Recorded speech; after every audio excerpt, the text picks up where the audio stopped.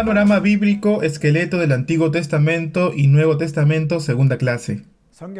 Estamos en la segunda clase de Panorama bíblico y seguimos con el seminario de Panorama bíblico.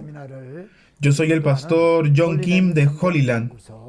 Si alguno de ustedes no ha escuchado la primera clase, les pediría por favor que traten de escuchar la primera clase para que puedan entender lo que vamos a estudiar a continuación. Les pido también que traten de no faltar a ninguna clase para que no pierdan el hilo de lo que se quiere enseñar en este seminario bíblico. Acuérdense también que pueden ingresar a la página web de Holy Land y desde allí pueden descargar el material de estudio que se encuentra en español.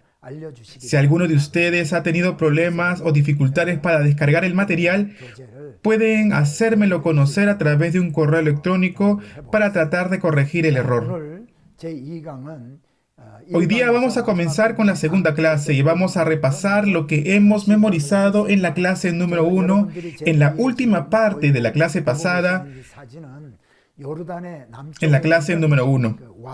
Lo que ustedes ven tras de mí como un fondo se llama Wadi Rum.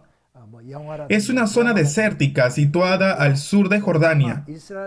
Y en ese lugar se han filmado muchísimas películas. Es muy posible que el pueblo de Israel haya pasado por ese camino, por ese lugar desértico, camino hacia la tierra prometida. Bien, entonces, vamos a repasar lo que hemos estudiado en la clase pasada. Estén atentos y tomen nota. En su pantalla aparecen cambios básicos en la historia.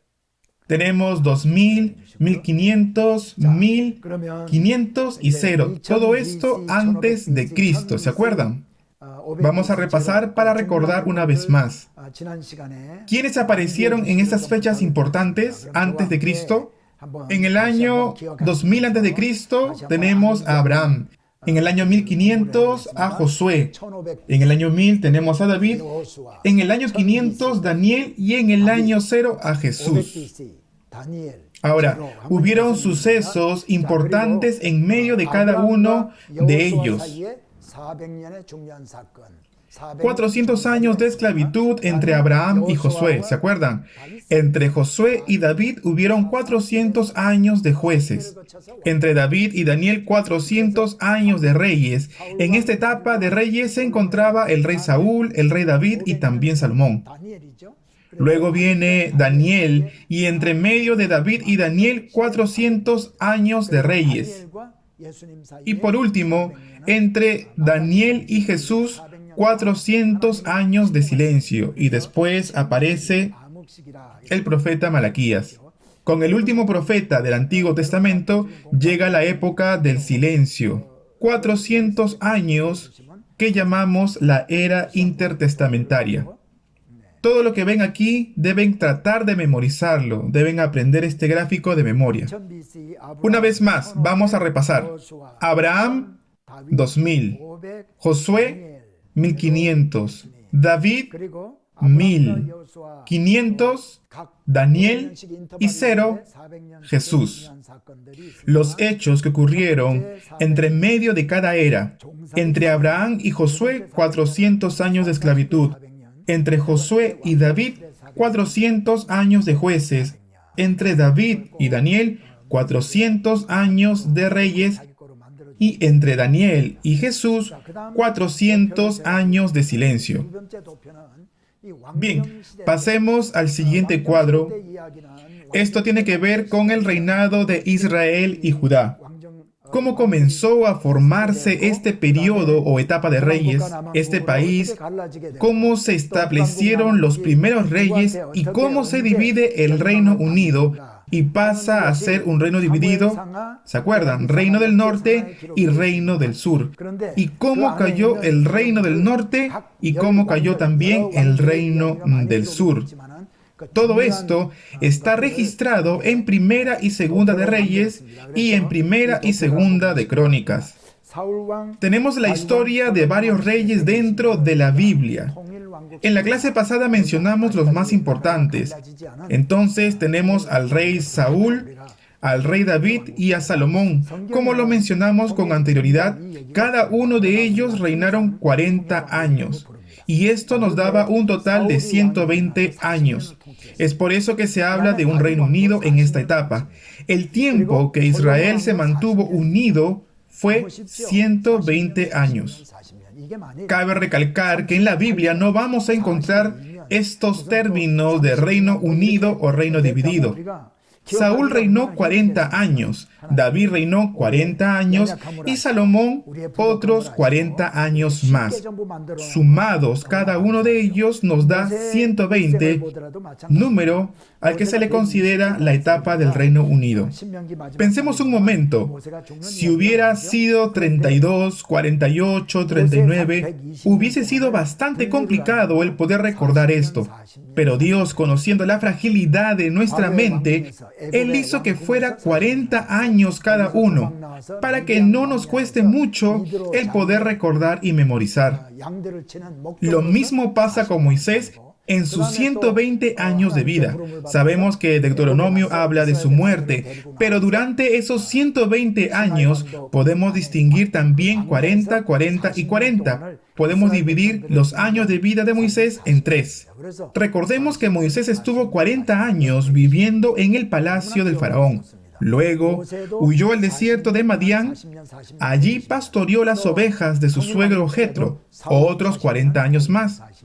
Y luego fue llamado por Dios para liberar al pueblo de la esclavitud. Después de esto, sacó al pueblo de Egipto y vagó por el desierto para poder entrar a la tierra prometida. La palabra de Dios dice que murió en el desierto de Siria, ¿verdad? Entonces, toda esta época son 40 años más. 40 años guiando al pueblo de Israel por el desierto. Es por esa razón que se puede dividir la vida de Moisés en 3 partes o etapas. 40, 40 y 40 en la vida de Moisés. De esa misma forma es en el Reino Unido. 40 años para Saúl, 40 años para David y 40 años para el rey Salomón, que nos da un total de 120 años que duró el Reino Unido. Cuando el hijo de Salomón asciende al trono, Jeroboam, Dios divide el reino en 2, reino del norte y reino del sur. El norte es gobernado por Jeroboam y el sur es gobernado por Roboam. También es una gran bendición que los nombres de ellos sean muy parecidos, porque si son parecidos, serán muy fáciles de recordar y memorizar. Parece que Dios sabe que yo no tengo muy buena memoria, es por eso que llamó a uno Roboam y al otro lo llamó Jeroboam. Jeroboam reinando en el norte y Roboam reinando al sur. Esto es muy parecido como que Corea está dividido en norte y sur. Así también Israel fue dividido en norte y sur. El sur es llamado Judá y el norte es llamado Israel. Jeroboam reinó sobre 10 tribus, exceptuando la tribu de Benjamín y la tribu de Judá. Las 10 restantes conformaban el reino de Israel en la parte norte. Ahora, la tribu de Simeón, parte de ella, se encontraba en Judá. De esta forma es que se divide el norte y el sur. La ciudad capital de Israel era Samaria, que cayó en el año 722 a.C. en manos de los asirios, específicamente en manos del rey Salmanasar. Entonces, de esta forma es que cae el reino del norte, el reino de Israel. Recuerden que ya estamos en el reino dividido, pasamos del reino unido y ahora estamos en el reino dividido. Durante 128 años más, el reino del sur sigue existiendo y permanece solo el reino de Judá, porque Israel ya había caído en manos de los asirios.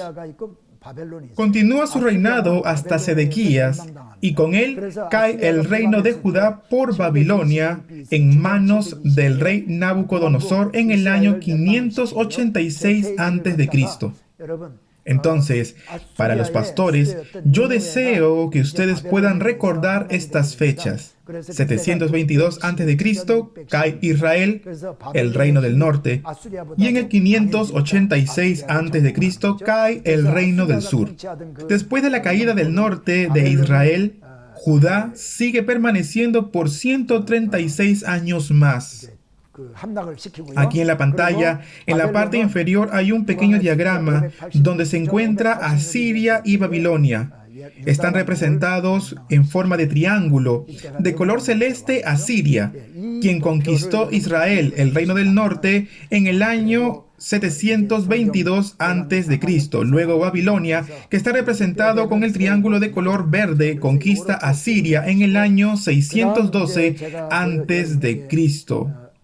En Asiria se encontraba la ciudad de Nínive, que era su capital. Es en esa fecha que cae la capital de Asiria, Nínive, a manos de Babilonia. Por esta razón, todas las colonias que Asiria gobernaba hasta en ese momento pasaron a manos de Babilonia. Cuando Babilonia se encontraba en todo su apogeo, en el año 586 a.C., derrota a Judá, el reino del sur. Por esta razón, si ustedes recuerdan este diagrama, los va a ayudar mucho a entender Primera y Segunda de Reyes, Primera y Segunda de Crónicas. Entonces, en el año 612 cae Nínive, la capital de Asiria. Ustedes recuerdan que hubo un profeta en Israel que fue enviado a Nínive para proclamar el mensaje de advertencia, que Nínive iba a caer en manos de los babilonios, y de hecho fue así, y cayó en el año 612 a.C. Veamos el siguiente diagrama, el cautiverio y transición entre el Antiguo y Nuevo Testamento. Deben saber que lo que ocurre en el periodo intertestamentario no está en la Biblia. Podemos reconocer algo, lo que dice el libro de Daniel, y conocer así más o menos el trasfondo histórico de Jesús. ¿Cuál fue su trasfondo histórico, su nacimiento? Y en realidad todo esto lo vamos a ver más adelante. Pero para entender esto tenemos que estudiar un poco el periodo intertestamentario. Comencemos entonces, desde la caída de Israel. En este punto, Israel y Judá existen. Pero en el año 722 a.C., Israel cae en manos de Asiria y Judá sigue existiendo. Asiria, a su vez, cae en manos de Babilonia, y Babilonia, después de conquistar a Siria, conquista Judá, causando su destrucción en el año 586 a.C. Si bien es cierto que en el año 586 a.C. cayó Judá en manos de Babilonia, 20 años atrás, ya Babilonia llevaba diferentes grupos de israelitas como cautivos. Entre ellos, recordemos que estaba Daniel y sus amigos. También estuvo Ezequías y otros muchos hombres más del pueblo de Israel. Todos ellos fueron llevados cautivos a Babilonia. Entonces, si calculamos a los que fueron llevados en el primer grupo de cautiverio hasta el primer grupo de retorno, se cumplieron los 70 años que había mencionado la Biblia. Si calculamos desde el primer grupo que fue llevado cautivo hasta el primer grupo de retorno, se cumplen estos 70 años. Y después de esto, viene la restauración de su pueblo conforme a lo que fue anunciado por el profeta Jeremías. Después Daniel lee esto. Es por esa razón que Daniel oraba a Dios por la restauración de Jerusalén. Ahora, Babilonia cae en mano de los persas. Después de esto, cuando Ciro fue rey de Persia, en el primer año de su reinado, manda a firmar un edicto que haría retornar a los cautivos por Babilonia, y así ellos puedan reconstruir su templo. Es así como retorna el primer grupo en manos de Zorobabel. Esto lo vamos a ver más adelante en forma más detallada. Hoy lo estamos viendo de una forma generalizada. Quiero mostrarles cuál era el dominio persa, cuáles eran los territorios que Persia gobernaba. Todo el territorio que gobernaba Persia era este. parte de Egipto, Canaán, también tenemos Babilonia. Está Babilonia, sombreado de color verde, los medos de color amarillo, como ya habíamos dicho en un comienzo. Esta zona, en la parte de arriba, sería Turquía, sombreado de color morado, la República de Lidia, con la que se le conocía en aquel entonces. Y Persia, en la parte inferior, sombreado de color azul o gris. Persia llegó a gobernar todo este territorio que está enmarcado de color azul. Imagínense qué territorio tan vasto y cuán grande llegó a ser el poderío que tenía Persia en aquel tiempo. Todo lo que está delineado de color verde es el territorio persa. En Persia también aparece el Golfo Pérsico. Persia conquista Media. Así era el territorio gobernado por Persia. Todo lo que está sombreado de azul o gris. Todo esto incluye a Turquía, a Macedonia. Todo lo que está de color verde era territorio persa. Entonces, Persia existió por unos 200 años y cae en manos de los griegos. En la parte de Macedonia había un rey llamado Felipe II. Su hijo es Alejandro Magno. Después de la muerte de su padre, Alejandro Magno asume el trono. Luego cruza el mar Egeo y llega hasta Turquía y empieza a conquistar las tierras. Grecia llega a conquistar todas las tierras gobernadas por Persia. Vamos a ver una vez más el mapa y vamos a darnos cuenta de todo el territorio que alcanzó Grecia al haber conquistado Persia.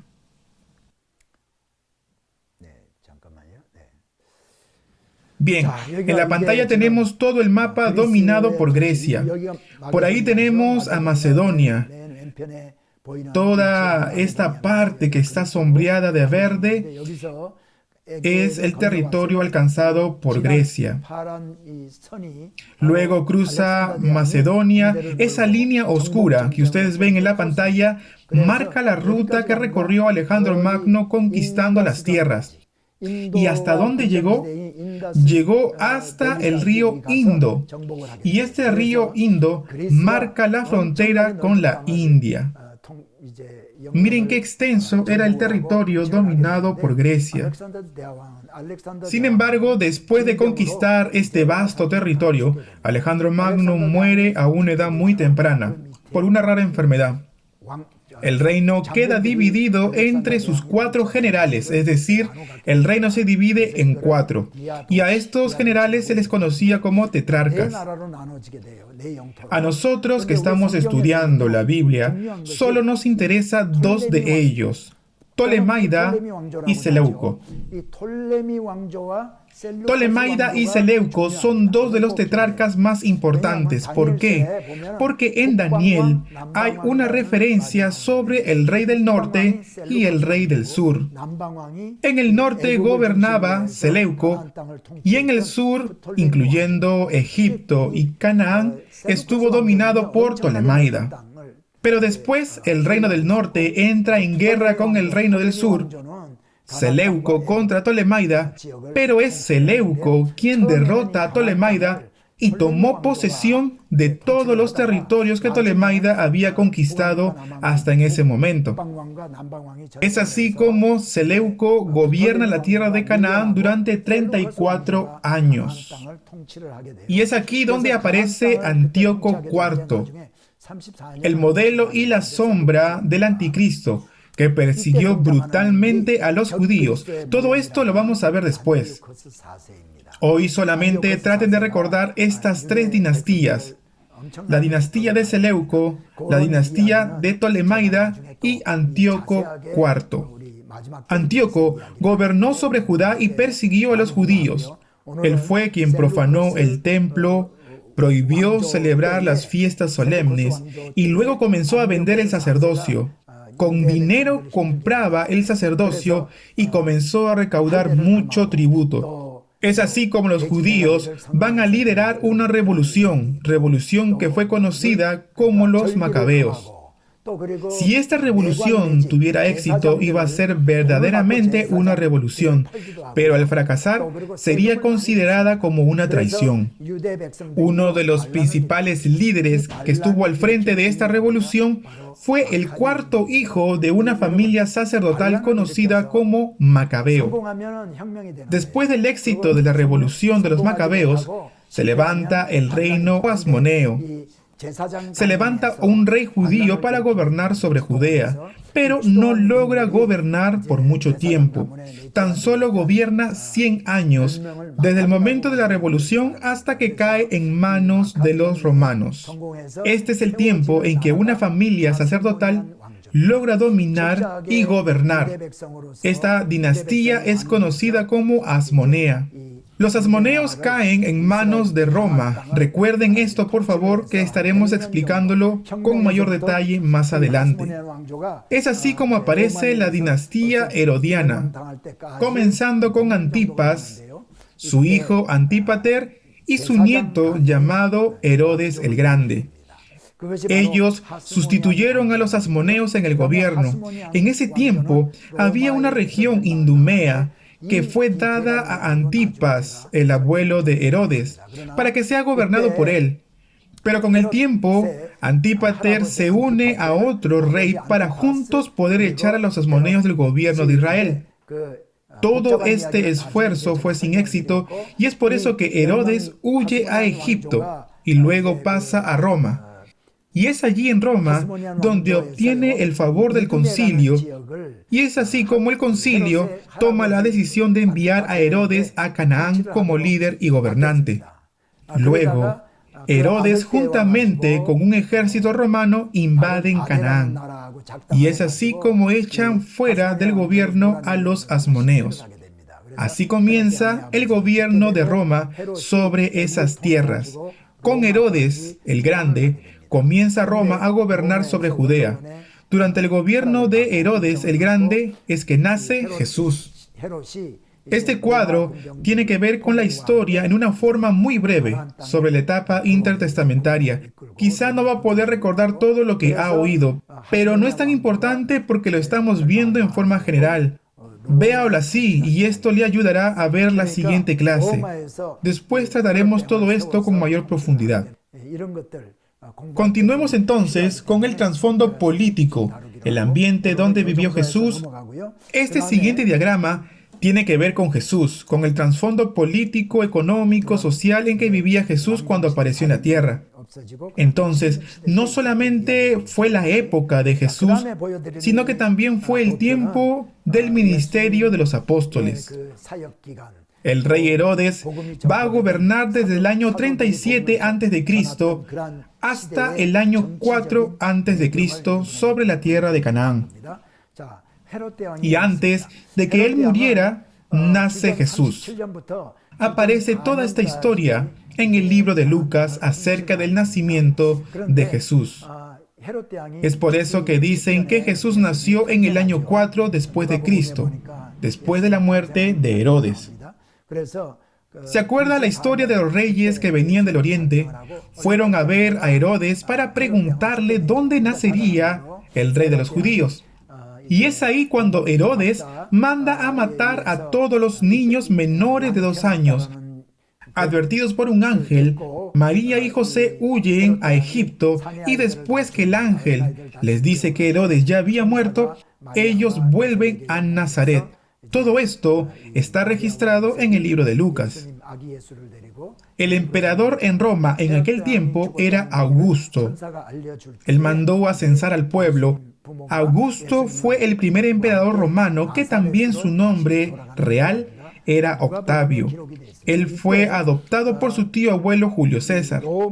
Entonces, podemos encontrar la historia de infancia de Jesús, su ministerio público, su vida, en el libro de Lucas. Después de la muerte de Herodes, sus 3 hijos van a gobernar todo el territorio. Judea queda en manos de Arquelao desde el año 4 hasta el año 6 a.C., es decir, su gobierno duró unos 10 años. La zona llamada Traconite e Iturea quedó al mando de Félix, y la zona de Galilea y Berea quedó bajo el gobierno de Antipas. Todo lo que acabo de explicar acerca de que Arquelao gobernó en Judea, que Félix gobernó sobre Traconite e Iturea, y Antipas gobernó sobre Galilea y Berea, toda esta información que les estoy hablando será en vano si ustedes no tienen un conocimiento de la geografía o de la zona geográfica donde se dan estos hechos. Va a ser muy difícil que ustedes puedan entender y puedan recordar los nombres. Es por eso que les quiero mostrar un mapa en el tiempo de Jesús. Tenemos a los 3 reyes gobernando esta región. Lo que está en naranja es toda Judea y Samaria. Si se dan cuenta, todo fue gobernado por Arquelao. También les hablé de Félix, que se encontraba en Galilea.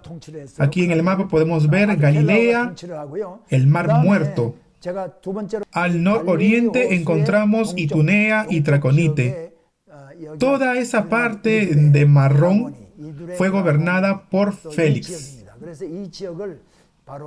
Está Cesarea de Filipo. Cesarea viene de César y Filipo viene de Felipe. Él fue quien levantó esta ciudad, por eso lo llamó así. Quizá no lo llamó solo por su nombre Filipo, como una forma de expresar respeto ante el emperador. También está Antipas, que gobernaba toda la zona de Galilea. Está marcado con lila la zona de Galilea y también la zona de Berea. Galilea se dividía en Galilea Alta y Galilea Baja. También tenemos el mar de Galilea y Berea. Y Berea, que está al noroeste del Mar Muerto. Berea no tiene que ver nada con la ciudad de Berea, donde Pablo fue en su segundo o tercer viaje misionero, porque esa ciudad quedaba en Macedonia. Esta ciudad Berea, que estamos hablando en estos momentos, queda al suroriente del Mar Muerto, donde estuvo radicada la tribu de Rubén. Ya en el tiempo del Nuevo Testamento se le conocía como Berea. Lo interesante es que después de la muerte del rey Herodes y antes de la crucifixión de Jesús, Jesús es interrogado por Pilato y él le dice: ¿no eres tú Galileo?, refiriéndose a Jesús. Y es entonces donde él dice: mándenle a Herodes. ¿Se acuerdan? Antes, cuando no tenía conocimiento de la Biblia, yo decía: pero Herodes, si Herodes está muerto, ¿cómo es que Jesús, antes de ser crucificado, Pilato le dice: mándenlo con Herodes? Y yo sé que más de uno en algún momento ha pensado igual que yo. Pero no estamos hablando del mismo Herodes. Aquí se está refiriendo a Herodes Antipa, uno de los hijos del rey Herodes.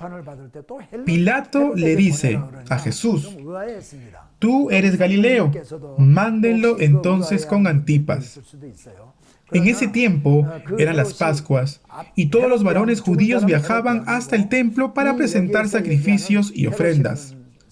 Entonces, si bien es cierto, Antipas era gobernante sobre Galilea y Berea, él se encontraba en ese momento en Jerusalén.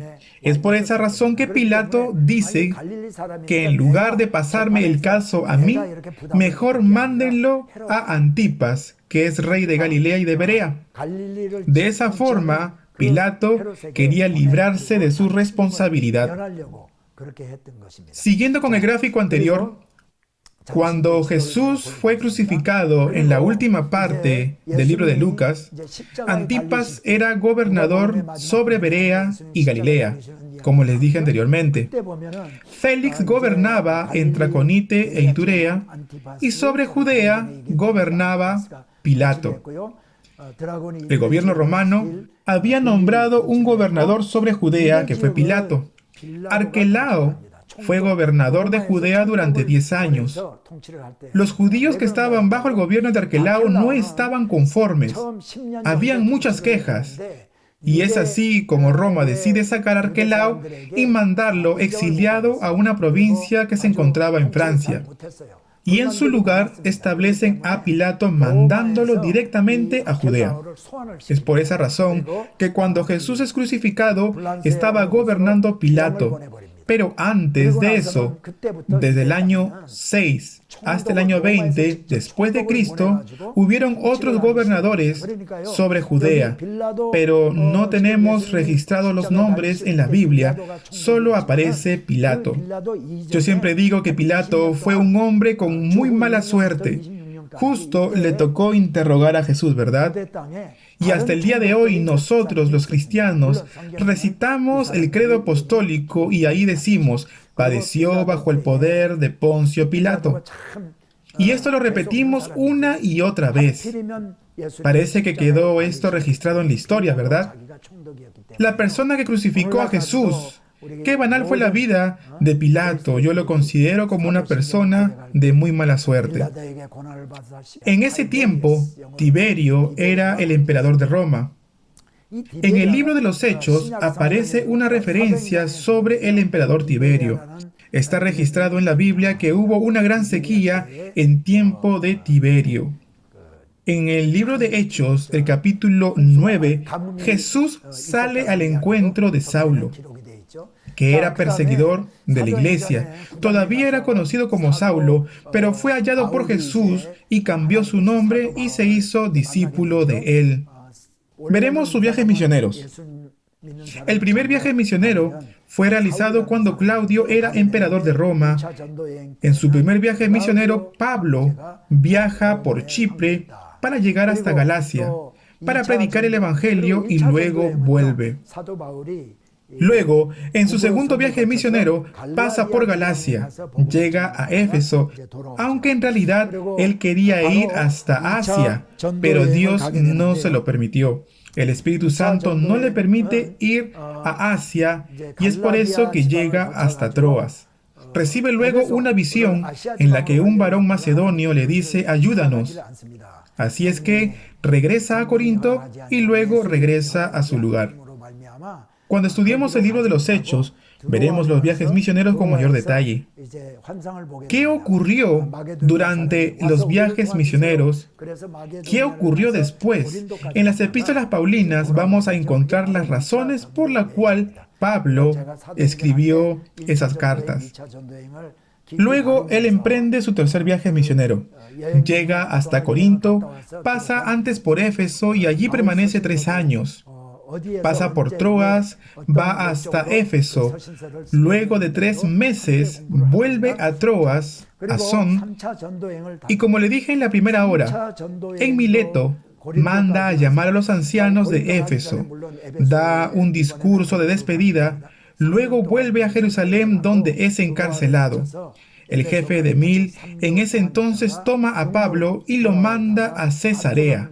Allí estaba el gobernador, quien era en ese tiempo Félix. Permanece 2 años en la cárcel.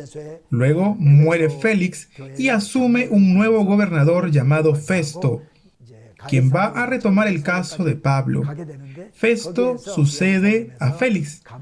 Y fue durante el gobierno de Félix que el apóstol Pablo apela al César y es así como es llevado a Roma. Todo lo que les estoy diciendo está marcado de amarillo en la pantalla. Cuando es llevado a Roma, allí permanece 2 años en la cárcel en Roma.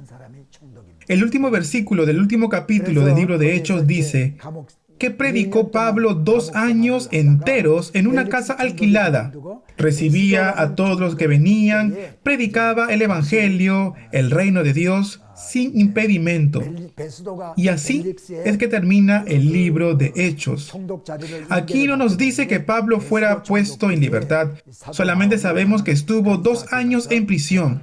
Pero al tener en cuenta otro libro del mismo testamento, como Primera y Segunda de Timoteo y Tito, Y también, teniendo en cuenta los registros de los primeros padres de la iglesia, Pablo estuvo 4 años en libertad.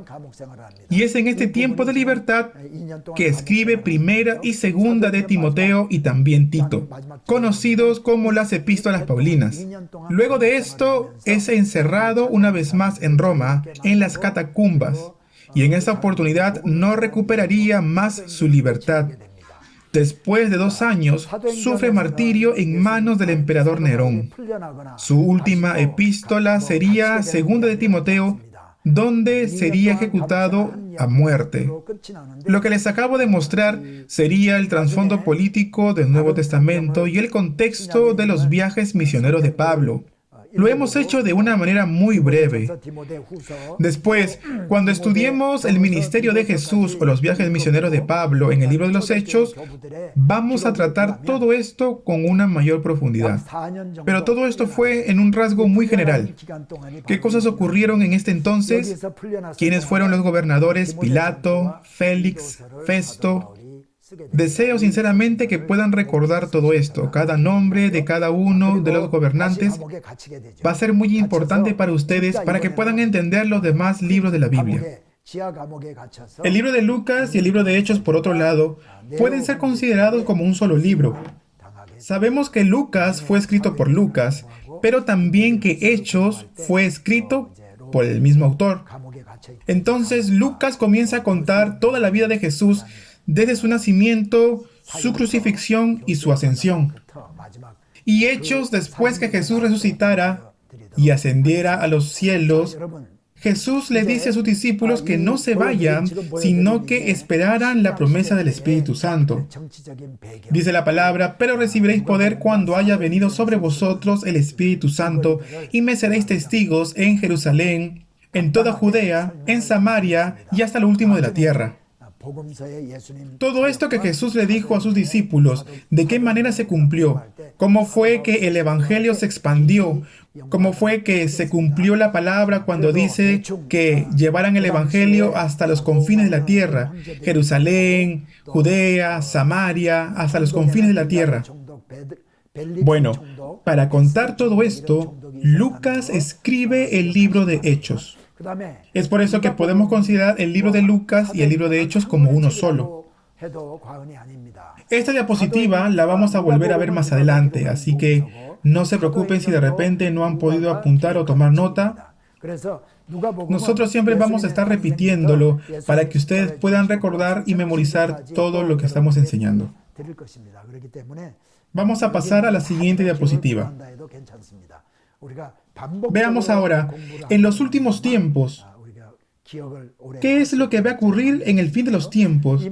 Cuando nosotros vemos el libro de Apocalipsis, nosotros vemos muchas referencias de cómo volverá el Señor Jesús. Y vemos cuáles serán las señales antes del fin. Apocalipsis fue escrito con este fin. El apóstol Juan fue exiliado a la isla de Patmos y es ahí, en la isla de Patmos, donde él recibe la visión. Él escribe a las 7 iglesias y describe cómo serán las señales antes del fin. Entonces, ¿cuáles serán las señales antes del fin? ¿Qué es lo que va a ocurrir después? Yo les voy a enseñar ahora en esta diapositiva. Ahora, es desde la óptica en que yo la voy a ver. Aunque mi óptica no es la única posibilidad. Hay otros puntos de vista, otras perspectivas también, para poder entender el fin. Sobre la escatología, hay varias teorías posibles. Cuando estemos por terminar el último libro del Nuevo Testamento, yo me voy a esforzar en poder enseñarles cuáles son las teorías existentes para poder explicar acerca de la escatología. Ahora, se encuentra el premilenialismo y dentro de este premilenialismo está el amilenialismo y el postmilenialismo. Entonces podemos dividirlo en 3 o en 4. Podemos considerar dentro del premilenialismo 2 posturas. Dentro de este podemos encontrar 2 posturas, el pretribulacionismo y el posttribulacionismo. Ahora, estamos explicando todo esto de forma muy generalizada. Acuérdense que todo esto lo vamos a ver con más detalle más adelante. Ahora, quiero presentarles la postura la cual yo creo. la cual es el pretribulacionismo. ¿Por qué? ¿Cómo es que se dividen estas posturas? Cuando Apocalipsis habla sobre la tribulación, habla en relación de los 7 años. Hay diferentes maneras de poder interpretar todo esto. Yo creo que toda esa tribulación no se ha cumplido todavía y no se va a cumplir todavía, sino que se dará en el futuro. Yo lo veo de esta forma. Esta es una postura futurista. Los que siguen esta postura son aquellos que interpretan de manera literal el libro de Apocalipsis. Los que dicen que ya sucedió la gran tribulación, todo lo que el apóstol Juan escribe, dicen que ya se cumplió entre el año 70 y el 140 después de Cristo, especialmente en el año 70. Este pensamiento es conocido dentro de los preteristas. También están los amilenialistas, quienes dicen que el reino milenial que aparece en Apocalipsis hay que tomarlo de manera simbólica, porque al final el bien va a vencer sobre el mal. Y dicen que de manera metafórica, muy simbólica, aparece la gran tribulación. Ellos sostienen que debemos interpretar la palabra de Dios, especialmente el Apocalipsis, de una manera simbólica. Hay varias posturas respecto a la escatología. Luego estudiaremos a fondo en qué se difiere una de la otra. Ahora quiero mostrarles mi postura, qué es lo que yo creo, la cual es la premilenialista. Y así vamos a terminar la clase. Jesús en algún momento va a regresar. Algunos se van a casar, otros van a trabajar, pero Jesús va a regresar en el aire. Y de manera repentina el Señor volverá en el aire. En ese momento, ¿qué sucederá? Todos aquellos que murieron en Cristo van a resucitar. Esto lo podemos ver en 1 de Tesalonicenses, el capítulo 4, del 13 al 18, y en 1 de Corintios, capítulo 15, del 51 al 58. Los muertos que están en Cristo van a resucitar, dice la palabra de Dios. Dice que los que están durmiendo van a levantarse. Ahora, ¿por qué estarán durmiendo? Claro, el cuerpo está muerto, pero Pablo se está refiriendo a aquellos quienes han muerto. A ellos se refiere como los que están durmiendo. Los que están con vida serán resucitados, serán arrebatados en este caso. Todo esto después de que primero hayan resucitado aquellos quienes han muerto en Cristo. A esto nosotros lo conocemos como el rapto. Entonces, una vez más, los creyentes que no hayan resucitado, los creyentes que no hayan muerto, serán arrebatados. Ahora, aquí en la tierra se van a dar los 7 años de la gran tribulación. Ahora bien, nosotros vamos a resucitar o seremos arrebatados, para poder así reunirnos con el Señor en el aire. Y como dice el libro de Apocalipsis, el capítulo 19, del 6 al 10, entraremos a las bodas del Cordero. Ahora, ¿qué significa este tiempo de bodas de Cordero? No será un casamiento, no será un matrimonio de repente como nosotros lo conocemos aquí en la tierra. Para los judíos, para los hebreos, celebrar un matrimonio durante 7 días, esto lo consideran como algo de mucho regocijo. Para ellos es el momento más feliz. Por esta razón, entendemos que en la resurrección o en el arrebatamiento o rapto, pasaremos 7 años de mucha felicidad con el Señor. Esto es la boda de Cordero. Aquí en la tierra van a haber 7 años de gran tribulación. Se abrirán los 7 sellos de la ira, las 7 trompetas de la ira y luego las 7 copas de la ira. Cuando los sellos, las copas y las trompetas sean derramadas sobre la tierra, entonces en la última copa, que sería una plaga tremenda, aquellos que habrán sobrevivido en la última copa de la ira, ellos mismos se van a dar cuenta y van a decir, verdaderamente es la venida del Señor. Es por eso que la Biblia nos habla de 2 tipos de venida del Señor. Una que Él vendrá como ladrón en la noche y otra que nosotros lo reconoceremos por las señales que se darán aquí en la tierra. También tenemos que recordar que el Señor vendrá en 2 oportunidades. Una venida en el aire y otra venida aquí en la tierra. Y esto según el libro de Apocalipsis, el capítulo 19 del 11 al 21. Durante los 7 años de tribulación, muchos van a sufrir martirio. La palabra de Dios nos habla de 2 testigos, aquellos que sufrieron martirio. También nos dice de que hubieron otros que sufrieron martirio y están vestidos de blanco. Todos ellos son aquellos que han pasado la tribulación o la gran tribulación, han sufrido martirio, es por eso que están vestidos de blanco. Luego de los 7 años, el Señor va a volver a la tierra. Y es ahí donde todos aquellos que pasaron por la gran tribulación y sufrieron martirio, ellos serán resucitados, según lo que dice el libro de Apocalipsis, el capítulo 20, del 4 al 6. Y así es como se comenzará el reino milenial. Ahora, antes de que comience el reino milenial, el Señor mandará ángeles para encerrar a Satanás en el abismo. Durante el reino milenial, Satanás no se encontrará en la tierra. Esto lo podemos ver en el libro de Apocalipsis, el capítulo 20. Muchos de aquellos quienes sobrevivieron y quedaron vivos en estos 7 años de la gran tribulación pasarán al reino milenial. En realidad la Biblia no lo dice en forma explícita, pero suponemos que algunos van a pasar, algunos habrán sobrevivido a estos años de gran tribulación, entonces ellos serían los que pasarían al reino milenial. En realidad este dato no es tan importante, la Biblia no lo dice. Ahora bien, este reino milenial se dará aquí en la tierra, y es justo ahí, en ese reino milenial, que los creyentes, los hijos de Dios, reinarán juntamente con Cristo. Al término del reino milenial, Satanás será soltado por un breve tiempo. Tendrá poder de actuar nuevamente sobre las naciones, y es así como algunos van a caer en la tentación de Satanás. Y es ahí donde aparece Gog y Magog, y ellos serán quienes confronten al Señor. La Biblia en realidad no dice mucho respecto a esto, pero sabemos de que esto se va a dar después del reino milenial, casi al final del reino milenial. Yo pienso que aquellos que quedaron con vida dentro de estos 7 años de gran tribulación, aquellos que se pudieron casar y tuvieron descendencia dentro del reino milenial, serán ellos quienes serán tentados y formarán este ejército de la cual se habla como Gog y Magog y enfrentarán al Señor.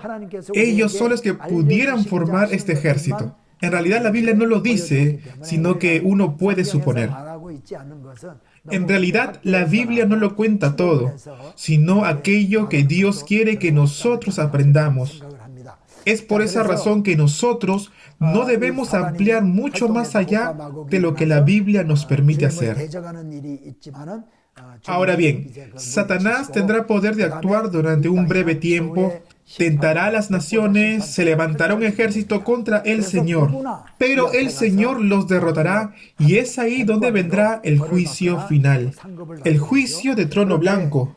Entonces todos compadeceremos ante este tribunal y según si hemos creído o no, seremos castigados eternamente o galardonados con vida eterna. Todos, absolutamente todos, pasarán por este juicio final. Todos aquellos que murieron y no creyeron en Jesús también van a resucitar. Y todos aquellos que murieron creyendo en Cristo Jesús también van a resucitar. Independientemente de nuestra fe, si nosotros morimos, nuestro cuerpo es sepultado aquí en la tierra y el espíritu, alma, va. Según, si somos creyentes, irá al paraíso, y si no, irá al Seol. ¿Para qué? Para que cuando nuestro cuerpo resucite, compadezcamos ante el juicio final. Cuando nosotros hablamos de esta primera resurrección, estamos hablando de la resurrección del cuerpo. Aquí la segunda resurrección también es del cuerpo. Y en esa tercera también hablamos de la resurrección del cuerpo. Ahora bien, como también van a resucitar aquellos que no creyeron en Jesús, aquellos cuyos nombres no están escritos en el libro de la vida, ellos son los que serán enviados al lago de fuego eterno. En otras palabras, el infierno, así dice la Biblia. Y la Biblia hace referencia a esto como la muerte segunda. La primera muerte es la muerte del cuerpo físico. Pero nosotros, los creyentes, todos los creyentes, experimentamos la primera muerte, la muerte física. Pero aquellos que creemos en Cristo Jesús, no experimentamos la muerte eterna. Bienaventurado aquel que no participa de la segunda muerte, porque moraremos eternamente en los cielos. En este cielo nuevo y tierra nueva, aquellos que tienen inscritos sus nombres en el libro de la vida, los que son hijos de Dios, los que forman parte del pueblo de Dios, los justos, en realidad, todos estos términos son sinónimos. Todos ellos van a entrar a este cielo nuevo y tierra nueva, para vivir eternamente juntamente con Cristo Jesús en el reino de los cielos. Pero los incrédulos irán al infierno, a ese lago de fuego eterno. Y como dice la Biblia, allí será el lloro y el crujir de dientes. Bueno, en realidad yo quiero terminar la segunda clase con esto. En la tercera clase, nosotros vamos a estudiar acerca de la tierra prometida, la tierra de Israel. Vamos a estudiar en forma generalizada sobre Israel. Luego entraremos en la Biblia y comenzaremos con el libro de Génesis. Terminaremos Pentateuco para poder entrar con Josué a la tierra de Canaán. Muchas gracias por estudiar conmigo la segunda clase. Muy buen trabajo. Esta clase duró casi 50 minutos. He tratado de terminar la clase en 45 minutos. Me esforzaré en que cada clase dure 45 minutos. Así que tengan paciencia, perseveremos hasta el final y nos vemos en la clase número 3. Tengan paz y nos vemos en la clase 3. Gracias.